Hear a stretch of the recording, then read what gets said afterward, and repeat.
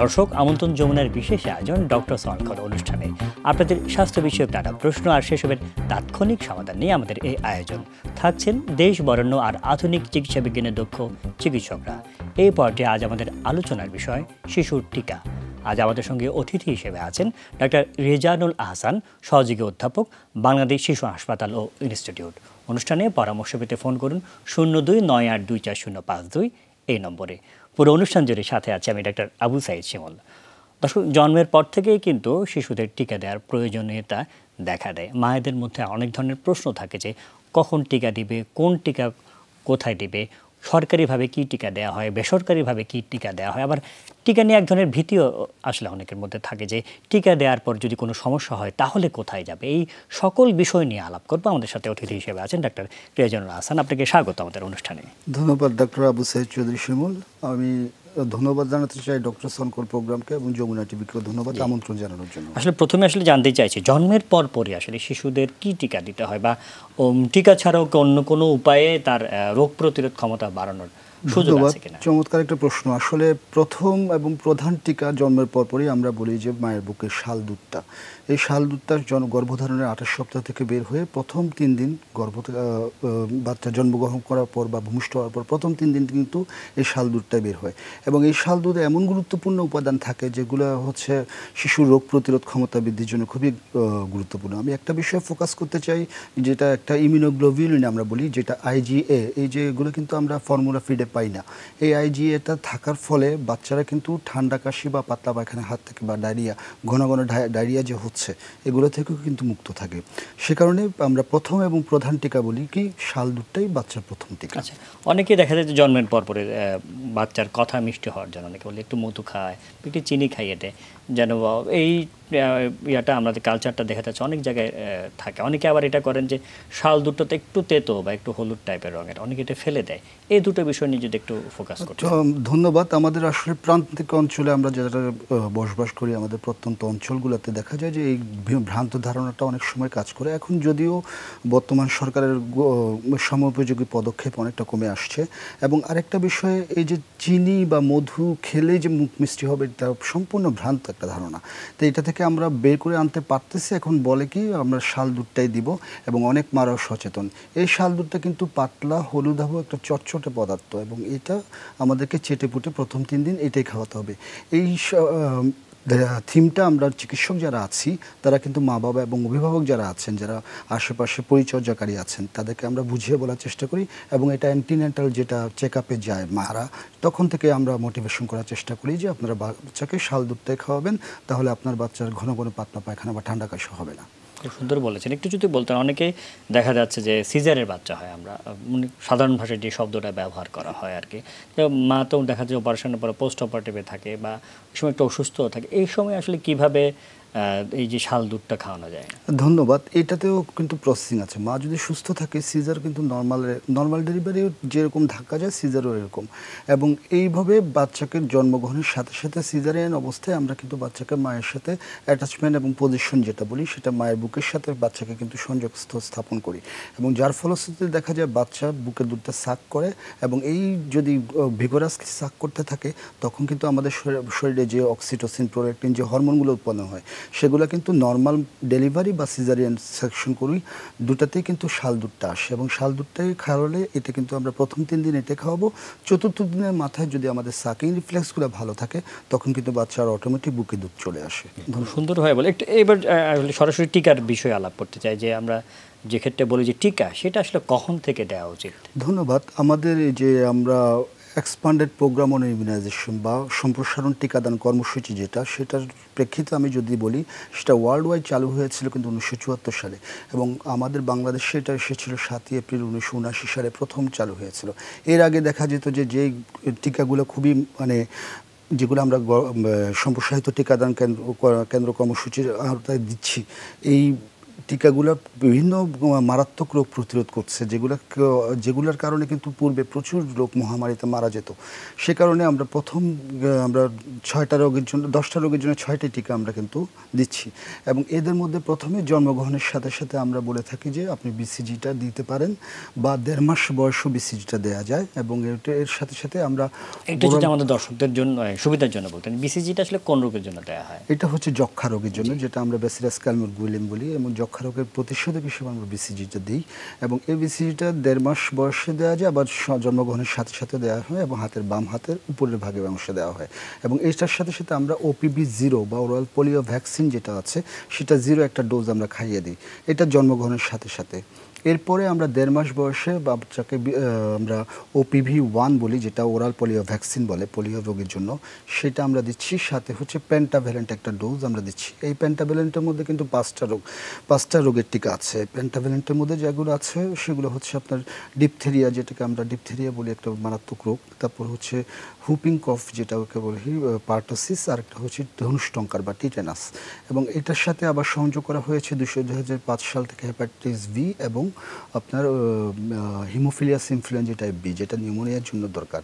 এরপরে 1.5 মাস বয়সে আমরা দেওয়ার পরে আবার 6 সপ্তাহ 10 সপ্তাহ বয়সে আবার দিই পেন্টাভ্যালেন্ট 2টা দিই, ওপিভি 2টা দিই। সাথে হচ্ছে আমরা পিসিভি, যেটা 1.5 মাস বয়সে আমরা নিউমোকক্কাল কনজুগেটেড ভ্যাকসিন যেটা আছে, নিউমোকক্কালটাকে আসলে নিউমোনিয়ার জন্য এক্স্যাক্টলি। এবং এটা আমরা 1.5 মাস বয়স থেকে দিই, আবার 10 সপ্তাহ বয়সও দিই সেকেন্ড ডোজটা, এবং থার্ড ডোজটা। এবং আমরা 6 সপ্তাহ বয়সে আরও একটা টিকা দিয়ে থাকি, যেটা হচ্ছে আইপিভি বলি আমরা, যেটা ইন্ট্রাডার্মালি আমরা দিই। এবং এটা পোলিওর সাথে, পোলিওর কিন্তু ইনজেকশন আমরা আগে থেকে শুনে এসেছি যে পোলিও মুখে খাওয়া, এখন পোলিওর সাথে মুখেও খাওয়া, এটাতে কোনো সাইড এফেক্ট ইনজেকশন আকারও দিচ্ছে। এবং আর 14 সপ্তাহ বয়সে গিয়ে আমরা ওপিভি 4-এ যাই। সাথে হচ্ছে আমরা পেন্টাভ্যালেন্ট 3টা কমপ্লিট করি, যেটা পেন্টাভ্যালেন্ট বলেছি আমি। এবং সেখানে সাথে সাথে যেটা আপনার আছে পিসিভি 3, সেটা দিই। এবং 9 মাস বয়সে গিয়ে আমরা এমআর ভ্যাকসিনটা দিই বাচ্চাদের, এবং এটা দ্বিতীয় ডোজটা আমরা কমপ্লিট করি 15 মাস বয়সে। এবং এমআর ভ্যাকসিনের হচ্ছে 2টা রোগ প্রতিরোধ করি, যেটা মিজেলস আর রুবেলা, খুবই মারাত্মক 2টা রোগ। এটা ভাইরাসজনিত রোগ, এই 2টা রোগ প্রতিরোধ করে এমআর ভ্যাকসিনটা। এছাড়াও আমরা অনেকগুলি টিকা দেওয়া হয়। সময় উল্লেখ করে আমি মনে করব যে মা বাবারা যারা শুনছেন তারা উপকৃত হবেন। খুব বিস্তারিত বলেছেন। অনেকের মধ্যেই আসলে প্রশ্ন থাকে যে এই যে টিকা নিতে যাবে তাতে কোনো সাইড এফেক্ট হবে কিনা, কোনো পার্শ্ব প্রতিক্রিয়া হবে কিনা টিকা দেওয়ার পরে? টিকাটা আমি বলবো কি ফরজ কাজ, যে কাজগুলো আমরা প্রাত্যহিক জীবনে করি সেটাই কিন্তু আমাদেরকে টিকাগুলোকে অবশ্যই বাচ্চার সুস্থতার জন্য নিতে হবে। এটাতে সাইড এফেক্টটা খুবই কম। যেমন মারাত্মক মৃদু সংক্রমণ হতে পারে, যেমন আপনার জ্বর ভাব আসতে পারে, বাচ্চা ব্যথার জন্য অতিরিক্ত একটু কান্নাকাটি করতে পারে, তারপর হচ্ছে আপনার মাঝে মাঝে একটু ফুসকুড়ি বা র্যাশের মতো দেখা যেতে পারে। এগুলো কিন্তু মৃদু সংক্রমণ, এটা নিয়ে আমরা কখনোই চিন্তা করতে মানা করি। বরঞ্চ আমরা উপদেশ দিই যে যদি আপনি বাচ্চা বেশি ব্যথায় কান্নাকাটি করে, তাহলে ডোজ অনুযায়ী আপনার কয়েক ফোঁটা প্যারাসিটামল সিরাপ নবজাতককে খাইয়ে দেবেন। 2 নাম্বার হচ্ছে কিছু কিছু পার্শ্ব প্রতিক্রিয়া কিন্তু টিকার হয়, যেটা খুবই নগণ্য। এটাকে আমরা বলি অ্যাডভার্স ইভেন্টস ফলোয়িং ইমিউনাইজেশন। এবং এটার ক্ষেত্রে অনেক সময় দেখা যায় যে আমরা যে পেন্টাভ্যালেন্টের মধ্যে ডিপিটি মানে পার্টোসিস বা হুপিং কফের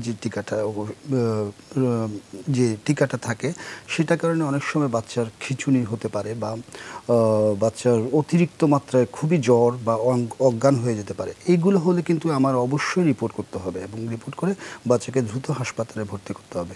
এবং এটার সংখ্যা কিন্তু খুবই নগণ্য, আমি বারবার বলছি এটা। এবং যখনই এই ধরনের সমস্যা হবে, যেই টিকা কেন্দ্রে এই টিকাটা দেওয়া হয়েছে শিশুকে, সেই টিকা কেন্দ্রে অবশ্যই ইনফর্ম করতে হবে, এবং বাচ্চাকে সাথে সাথে হাসপাতালে ভর্তি করতে হবে। সে অনুযায়ী আমরা আসলে ব্যবস্থা নিই।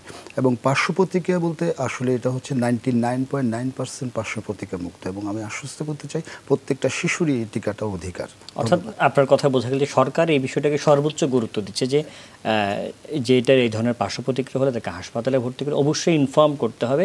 এবং সরকারের বোধহয় নিয়ম রয়েছে যে এই ধরনের যদি কোনো সমস্যা হয় পুরো চিকিৎসার ভারও সরকার বহন করবে। কিন্তু আসলে এই ধরনের বিষয়গুলো আসলে বইয়ে বা আইনেও হয়তো লেখা আছে, কিন্তু এই ধরনের বিষয় আসলে দেখা যায় না। টিকা দেওয়ার ফলে বাচ্চাদের হাসপাতালে ভর্তি করতে হচ্ছে। একটা কমন প্রশ্ন মা বাবারা করে থাকেন যে বিসিজি টিকা যেটা দেওয়া হয়, আমরা ছোটবেলায় দেখেছি আমাদের এখানে দেয়, অনেকেরই দেখা যাচ্ছে যে এখানে দাগ রয়েছে বড় ধরনের, কিন্তু আজকাল বাচ্চাদের এরকম দাগ আসলে দেখা যায় না। অনেকের ক্ষেত্রে যদি দাগ না হয় প্রথমে যখন দিলে জন্মের পরপরই আপনার কথা মতো যা আমরা বুঝলাম, বা 1.5 মাস বয়সে যখন দিবে, এরপর দেখলো যে একটা মা বা বাবা এখানে দাগ হয়নি, তাহলে কতদিন পর্যন্ত অপেক্ষা করবে? সেই ক্ষেত্রে কি করণীয়? এটা কিন্তু একটু কমন এখন দেখা যাচ্ছে। অনেক সময় এটা হচ্ছে টেকনিক্যাল প্রবলেমের কারণে হতে পারে যে বিসিজি মার্কটা, এবং ইন্ট্রাডার্মালি আমরা যে চামড়ার নিচে ঠিক মতো যে পরিমাণ দেওয়া কথা সে পরিমাণও দিলাম না, সে কারণে কিন্তু দাগ নাও হতে পারে। এবং এটা নিয়ে আমরা কিন্তু অনেক সময় আমরা অনেকে আসে আমাদের কাছে, এবং আমরা বলে থাকি কি আপনার বিসিজি টিকা 15 দিনের মধ্যে কিন্তু এই একটু ফুসকুড়ি টাইপের ওঠে, এটা যে টিকাটা যে খুব ভালো হয়েছে সেটা কিন্তু বোঝা যায় উইদিন 2 উইকস। কিন্তু যদি না হয়, একদম দাগ দেখাই না যায়, তাহলে আমরা 3 মাস পরে আবার একটু বিসিজি ভ্যাকসিনটা আবার অ্যাডভাইস করে থাকি যে কেন্দ্রে গিয়ে আপনি বিসিজি ভ্যাকসিনটা আবার দেন। অথচ সেখানে দাগ আমরা বলে থাকি যে যেখানে আপনি টিকা দিয়েছেন সেখানে অবশ্যই নিয়ে যেতে হবে। অনেকে দেখা যায় অনেক পরে নেয়, 1 বছর 1.5 বছর পরে আসে যে আমার বাচ্চাতে এরকম হয়েছিল, উনি হয়তো তেমন বলেনই নেই, কারণ অন্য সকল ভ্যাকসিনগুলো তো আসলে রান এবং অন্য জায়গায় দেওয়া হয়, এইখানে কিন্তু আর তেমন ইয়া পড়ে না।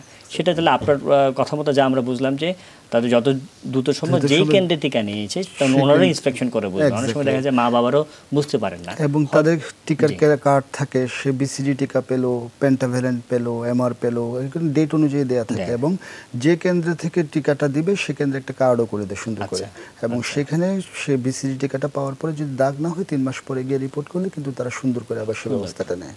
আচ্ছা, টিকা দেওয়ার কার্ডে অনেক সময় লেখা থাকে যে পরবর্তী দিন অমুক দিন আসবেন। ধরুন যে কারো লেখা থাকে যে 26 তারিখ আসবেন, উনি 26 তারিখ দেখা যাচ্ছে ওনার কোনো জরুরি কাজ রয়েছে, উনি কি 25 তারিখ যেতে পারবেন বা 24 তারিখ যাবেন, কখন যেতে পারবেন, নাকি ওই দিনই যেতেই হবে? চমৎকার একটা প্রশ্ন, এটা বাস্তবমুখী প্রশ্ন। আসলে কোনো অবস্থাতে টিকা কিন্তু আগে দেওয়া যায় না। টিকা শিডিউল মতো চেষ্টা করতে হবে ডেট অনুযায়ী যাওয়ার জন্য। যদি 2 দিন 3 দিন 5 দিন দেরি হয় তাহলে কিন্তু অসুবিধা কিছু নেই, বা 1 মাস দেরি হলে কিছু নেই, অসুবিধা আগে দেওয়া যাবে না, কিন্তু আগে কখনোই দেওয়া যাবে না টিকা। ধন্যবাদ। আচ্ছা, খুব সুন্দরভাবে বলেছেন। আরেকটা বিষয় অনেকে যেটা দেখা যাচ্ছে বাচ্চাটা এখন আগে জন্মে যাচ্ছে, যে 37 সপ্তাহ শেষ করে তো বাচ্চারা একটা জন্ম নেয়, কিন্তু অনেক বাচ্চা 35 সপ্তাহে বা 34 সপ্তাহ, অর্থাৎ প্রিমেচিওর যেটা আপনাকে বলি, যে সেই অপরিণত যেগুলো শিশু, তাদের ক্ষেত্রে আসলে কখন থেকে টিকা শুরু করা উচিত? ধন্যবাদ। প্রথমে আমরা প্রিটার্ম লো বার্থ ওয়েট বলি, আপনি যেটা বলছেন অপরিণত বয়সে যেসব বাচ্চা জন্মগ্রহণ করছে, এবং তাদেরকে আমরা কিন্তু হাসপাতালে ভর্তি রেখে তাদেরকে ইনকিউবেটরে রেখে যত্নের সাথে ফিডিং দিয়ে তাদেরকে কিন্তু আমরা সেটেল করি। এবং এইসব বাচ্চারা প্রিম্যাচিওর যারা সময়ের আগে জন্মগ্রহণ করে বা মানে সঠিক ওজনের নিচে কম ওজনের বাচ্চা জন্মগ্রহণ করে, সেক্ষেত্রে আমরা বলে থাকি কি আপনার বাচ্চার ওজন যদি 2 কেজি হয় তখন কিন্তু আপনি, এবং সুস্থ বাচ্চা, আপনার বাচ্চাটাকে যখন রিলিজ করে দিব আমরা হাসপাতাল থেকে, তখন আপনি 2 কেজি হলে এবং বাচ্চা যদি সুস্থ থাকে আপনি কিন্তু টিকাগুলো কন্টিনিউ করতে পারবেন। খুব সুন্দরভাবে বলছেন। একজন দর্শক রয়েছে আমাদের সাথে, দর্শকের প্রশ্নটা নিয়ে নিতে চাইছি। দর্শক কে বলছেন, কোথা থেকে বলছেন, আপনার বাচ্চার বয়স বলে প্রশ্নটি করুন। দর্শক আসসালামু আলাইকুম, আমরা শুনতে পাচ্ছি, জি বলুন। ওয়ালাইকুম আসসালাম, জি বলুন। জি, আমার নাম মোহাম্মদ ইলিয়াস। জি ইলিয়াস সাহেব বলুন। যে আমার বাচ্চা, ছেলে বাচ্চা, 3 বছর বয়স। এই ছেলে মনে করলেন যে শরীরে গোটা লাল লাল গোটা, ছোট ছোট গামাজের মতো গোটা, অনেকদিন ধরে। অনেকদিন মানে কতদিন হবে? 1 মাস 2 মাস? আজকে প্রচন্ড। এখন এগুলা কিভাবে ভালো হইব, এই জন্য আপনাদের কাছে ফোন দিলাম। জি, একটু বিস্তারিত একটা জানতে চাচ্ছি ইলিয়াস সাহেব। অসংখ্য ধন্যবাদ আমাদেরকে ফোন করার জন্য। যে বলেছেন লাল লাল গোটাটা কতদিন ধরে? অনেক দিন বলতে আসলে 1 মাস 2 মাস এরকম হবে, না কয়েক সপ্তাহ? প্রায় 2 সপ্তাহের মতো। 2 সপ্তাহ। এগুলো কি চুলকায়? হ্যাঁ, না গোটাগুলা আগে অনেক চুলকাইতো, তখন গোটা ছিল না, কিন্তু এখন গোটা হওয়ার পরে গোটাগুলা চুলকায় না বেশি একটা। বাসার অন্য কারো কি আছে? তার মায়ের বা আপনার? আমার আছে কিছু। আচ্ছা, এটা কি রাত হলে কি বেশি চুলকায়? জি, রাত হলে বেশি চুলকায়? জি জি জি, আমরা মোটামুটি আপনার প্রশ্নটা বুঝতে পেরেছি।